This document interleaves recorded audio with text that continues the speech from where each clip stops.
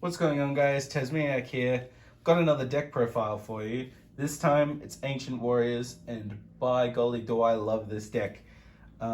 This deck's pretty sick. Once it starts moving, oh, it just keeps moving. You're popping your opponent's cards, you're just doing all sorts of things. Mostly popping, but it's pretty nice. Like, I have an affinity for Beast Warrior decks. Like, I don't know why, I just like their cards. My favorite card of all the Beast Warrior archetypes and stuff like that is just tanky. Just being able to search any level 4 or lower. I don't know, it's just nice. And being at 3 when like Rotor's at 1, most Rotors are pretty tricky for other decks. I don't know, I just like it. I can't really explain why. Although Lunar Lights is like my favorite deck of all time. So that's probably why. That's probably why. Anyway, before we get into it, please drop a subscribe. I don't like asking, but I really like to get to 100 subscribers. That would be just sick. So thank you if you do that. I appreciate you so much. But let's jump into it. So, I'm pretty bad with the names of these yet. I've read all these cards and I've made my deck how I want to make it. But as for just remembering off the top of my head what each one does, I haven't played this at locals yet. So don't expect much from me from naming these. I'm just going to put them down and just, yeah, sorry. Okay, we got 3 Ancient Warriors. Virtuous. Now I'm just going to say their like title, whatever, because I don't know how to pronounce their name and I can't remember what they are. Anyway, 3 Ancient Warriors Loyal, 3 Ancient Warriors Masterful Sunmu, 3 Ancient Warriors Ingenious, 2 Ancient Warriors Fearsome, 2 Ancient Warriors Graceful, 1 Ancient Warrior Ambitious, 1 Ancient Warrior Valiant. That's our Ancient Warrior core. So these cards, they most of the time like search each other, help each other pop, can special summon onto the field if your opponent has more cards, or just help special summon each other. When a lot of these, like when one of the Ancient Warriors activates its effect, then your opponent, then one of your other cards is allowed to activate its effect, which is usually to pop other ones. I think there's a few in this deck that have that. Also, a couple of them, if like there's 2 Ancient Warriors on the field, like it's like if this card has another Ancient Warrior on the field, this card can't be targeted for attack. So if you got 2 of them, then your opponent can't attack you. Obviously, there's a million other ways they can deal with it, but just having that like attack prevention is pretty nice.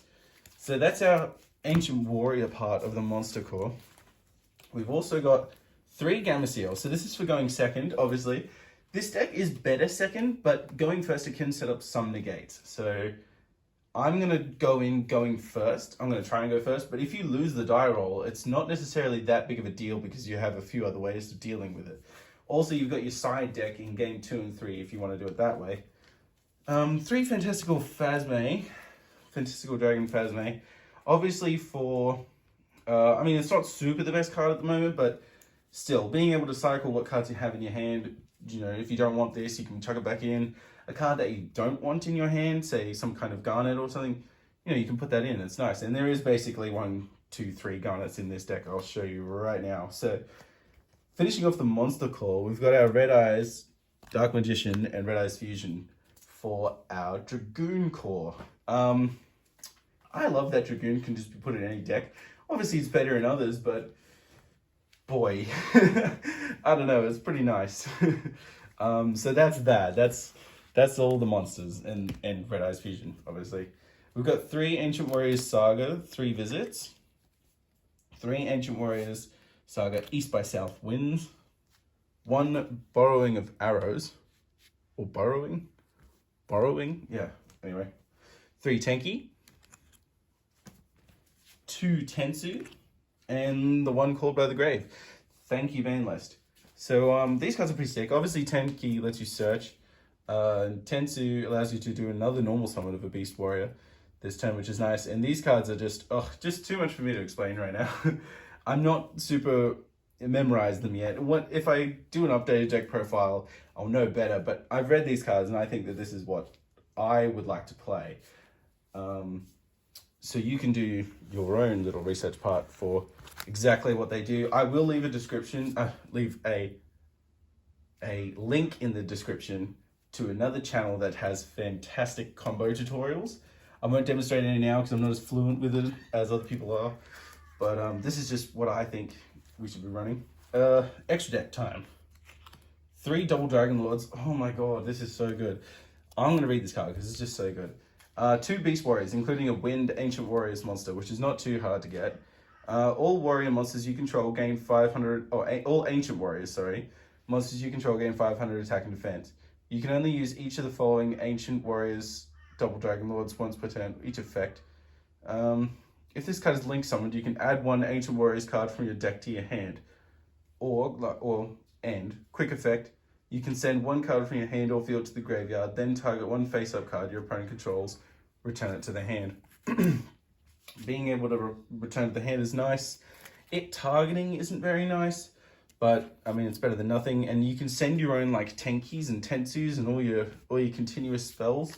It's pretty nice. Then we've got a little Nightmare Core, Cerberus, Unicorn, Phoenix. Here's our Predator Plant for Dragoons, obviously. Bottle Sword and Barricade Blocker. For our Fusion Core, why do I keep saying core? For our fusions, we've got Dragoon, Stabbing Venom, Fusion Dragon. So this obviously pairs well. I mean, this pairs well for any kind of deck, but we are running Super Poly in the side. It's not, you don't have to. I just wasn't really sure what else to put in the side, but being in combination with Verte and Aconda, you can target 1 face-up monster on the field. It becomes dark until the end of this turn. And you don't necessarily have to use it. You could use a Super Poly straight after that. If you're going second, you can make 1 dark, use that for this, and then keep moving on. Invoked Elysium, not sure. I'm honestly not sure how well that's going to go. There's a few Alistair the Invokers at our locals, and it needs 1 invoked monster plus 1 monster that was special summoned from the extra deck. So hopefully it's likely that they leave an invoked monster on the board, but like a Mechaba or something. But honestly, like I say, I'm really not sure. If I had a Mechaba, I'd probably just... Actually, no, I like that more, just for the purposes of how I'm using it. Brotherhood of the Fire Fist, Tiger King. You could run it 2 or 3 for sure. I don't have 2 or 3. I only have 1 right now. I probably should get my hands on another one, and I definitely will. But, I mean, it's not the worst thing if you only have just 1. Sometimes you don't. Sometimes you get OTK'd, 1's all you need. But 2 would be better.